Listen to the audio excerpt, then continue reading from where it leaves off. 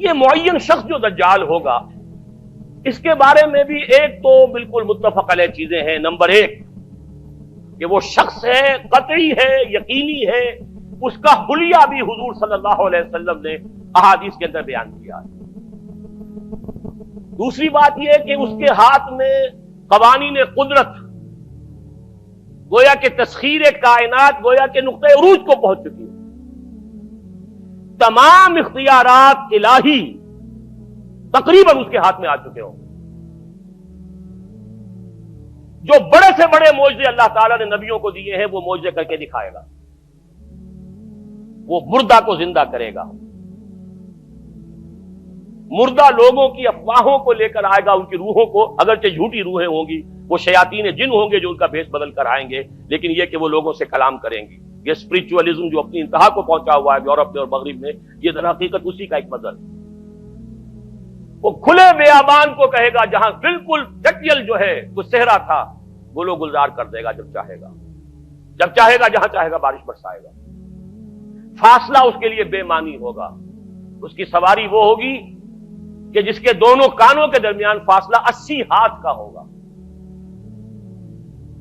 یہ سارے جو آج آپ کی اس ٹیکنالوجی کی جو انتہا جا رہی ہے اور جدھر جا رہی ہے، اس کو اچھی طرح سمجھ لیجیے. آج سے 100 سال پہلے شاید انسان ان چیزوں کا تصور نہ کر سکتا.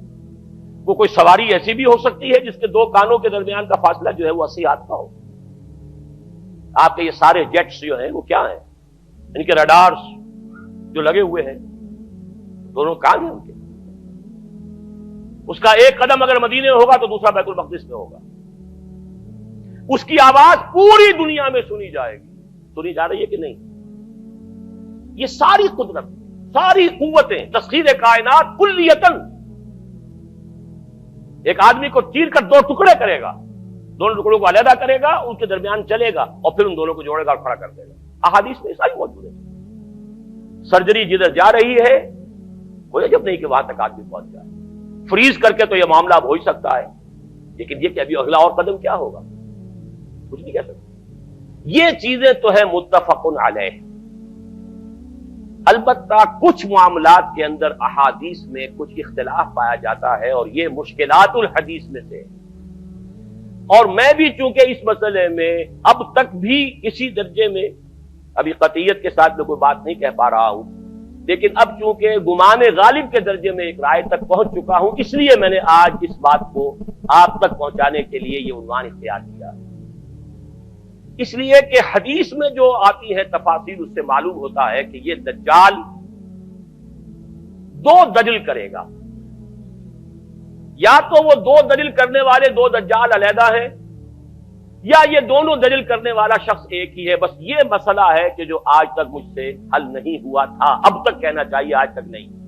اور یہ اس میں علماء سے بھی گفتگو ہوئی ہے، اور جن لوگوں نے اس مفہوم موضوعات پر اپنا وقت لگایا ہے ان سے بھی گفتگویں ہوئی ہیں، تو وہ بھی اس مسئلے کو حل کرنے سے تاحال قاصر رہے. لیکن یہ کہ اب میری رائے یہ ہے کہ یہ دو شخص ہیں علیحدہ علیحدہ، واللہ عالم. لیکن ایک رائے تک میں پہنچ چکا ہوں، اس لیے وہ رائے آپ کے سامنے رکھ رہا ہوں، اور آپ کے ذریعے سے وہ آگے بھی پھیلے گی تو اہل علم کے ساتھ جو ہے اس معاملے کے اندر تبادلہ خیالات کی بھی نوبت آئے گی انشاءاللہ. لیکن یہ کہ اس میں یہ بات قطعی اور یقینی ہے کہ اس طرح کا ایک شخص پیدا ہوگا. البتہ یہ کہ آیا وہ دو ہوں گے دو مختلف اوقات میں، یا ایک ہی ہوگا ایک ہی وقت میں، صرف اس میں اختلاف ہے. میرے نزدیک وہ دو ہوں گے. ایک وہ شخص جو جھوٹا مسیح ہونے کا دعویٰ کرے گا، المسیح الدجال. جیسے حضور نے فرمایا میری امت میں 30 دجال اٹھیں گے جو نبی کا دعویٰ کریں گے، جن میں سے 5-6 تو حضور کے اپنے زمانے میں اور آپ سے متصل اٹھ پڑے ہوئے تھے. بعد میں محمد علی باب ہو، بہاءاللہ ہو، قادیانی اور نہ معلوم کہاں کہاں کون کون اٹھے ہوں گے، واللہ عالم. کسی طریقے سے ایک شخص مسیح ہونے کا دعویٰ کر کے کھڑا ہوگا، یہودی ہوگا. یہ ہے اصل میں وہ شے. اور اس میں جو ان دونوں شخصیتوں کے مابین اگر کوئی ذرا سا اگر ابہام رہا ہے تو میں ایک حدیث بھی نوٹ کر کے لایا تھا، حضرت عبادہ ابن صامت رضی اللہ تعالی عنہ سے ہے، عن رسول اللہ ہے، انی حدثتکم عن الدجال حتی خشیت اللہ تعقلوا. میں نے تمہیں دجال کے بارے میں بہت سی باتیں بتائی ہیں تو مجھے یہ گمان ہوا کہ شاید تم اسے سمجھ نہ پاؤ. یہ اندیشہ خود حضور صلی اللہ علیہ وسلم کو ہوا ہے، اور یہ سنن ابی داؤد کی روایت ہے. بہرحال میں جو کچھ عرض کر رہا ہوں کہ میں اس رائے تک پہنچاؤں کہ یہ دو علیحدہ شخصیتیں ہیں. ایک تو یہ ہے کہ ایک مسیح الدجال کھڑا ہوگا یہ ایک دعویٰ کر کے کہ میں مسیح ہوں، کیونکہ اس کا زمانہ بالکل قریب آ چکا، اس لیے میں آپ کو اس کے بارے میں خبردار کر رہا ہوں. دوسرا جو مسیح جس کی شخصیت مسیح دجال کی آتی ہے، دجال اکبر، میں صرف اشارہ کروں گا، پھر کبھی انشاءاللہ اس موضوع پر تفصیل سے گفتگو ہوگی. وہ میرے نزدیک بالکل قریب قیامت کی ایک علامت ہے. جو خدائی کا دعویٰ کرے وہ جھوٹا خدا ہوگا، یہ جھوٹا مسیح ہوگا. المسیح الدجال، الدجال الاکبر وہ ہوگا کہ جو قیامت کے بالکل قریب کی تین نشانیاں ہیں، جبکہ وہ آ جائیں گی تو حدیث میں آتا ہے کہ اس کے بعد کسی شخص کے ایمان لانے کا، توبہ کرنے کا فائدہ نہیں ہوگا. ویسے تو علامات قیامت جو ہے ان میں سب سے پہلی میں نے بتایا تھا حضور کی بعثت خود علامات میں سے. اس کے بعد 10 علامتیں حضور نے گنوائی ہیں اور وہ تدریجاً پوری ہوتی چلی جائیں گی. آخری علامات کے لیے حدیث سن لیجیے. عن ابی ہریرہ رضی اللہ تعالی عنہ قال قال رسول اللہ صلی اللہ علیہ وسلم ثلاث اذا خرجنا لا ينفع نفسا ایمانا لم تكن آمنت من قبل او کسبت فی ایمانها خیرا طلوع الشمس من المغرب وخروج الدجال ودابۃ الارض. تین نشانیاں وہ ہیں کہ جب وہ ظاہر ہو جائیں گی تو پھر کسی کا ایمان لانا مفید نہیں ہوگا جو پہلے ایمان نہیں لایا تھا یا جس نے اس سے قبل اپنے ایمان میں کچھ اعمال صالحہ کی کمائی نہیں کی تھی. یعنی گویا کہ توبہ کا دروازہ بند ہو جائے گا. جیسے جب موت کے آثار شروع ہو جاتے ہیں تو توبہ کا دروازہ انسان کے لیے بند. اب جب موت کے آثار شروع ہو گئے اب توبہ کرنا فائدہ نہیں، اس سے پہلے توبہ کا دروازہ کھلا ہوا. معلوم یغرغر، جبکہ وہ موت کے آثار شروع ہو جاتے ہیں، گھنگرو بولنا شروع ہو جاتا ہے، معلوم ہوتا ہے کہ اب جا رہا ہے، اب توبہ بیکار. اسی طریقے سے پوری نوع انسانی کے لیے توبہ کا دروازہ بند ہوگا ایک وقت میں آ کر کہ اب کسی کے لیے توبہ نہیں، ایمان نہیں. اور اس کے لیے 3 علامتیں بیان ہوئی ہیں، یہ بھی مسلم شریف کی روایت ہے.